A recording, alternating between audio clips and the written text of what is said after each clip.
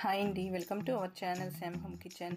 ఈరోజు ఈజీ వేలో సాంబార్ ఎలా పెట్టాలో చూద్దామండి. స్టవ్ వెలిగించి ఒక గిన్నె పెట్టుకొని ఆయిల్ వేయాలి. ఆయిల్ కాగిన తర్వాత పోపు దినుసులు, 2 ఎండుమిర్చి, కరివేపాకు వేసి వేయించాలి. కట్ చేసుకున్న టమాటా, ఉల్లిపాయ, పచ్చిమిర్చి వేయాలండి. ఎక్కువ కూరగాయలు లేకపోయినా ఇలా కూడా చేసుకోవచ్చు. ఇప్పుడు నానబెట్టిన చింతపండును మనం మెత్తగా స్మాష్ చేసి ఆ చింతపండు వాటర్ను వేరొక గిన్నెలోకి తీసుకోవాలి. ఆ వాటర్లో పసుపు, ఉప్పు, కారం 1 స్పూన్ వేసి పులుపుకు సరిపడా నీళ్ళను పోయాలండి.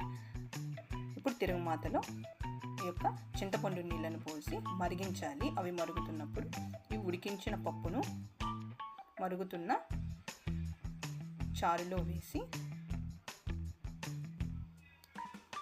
కలపాలి.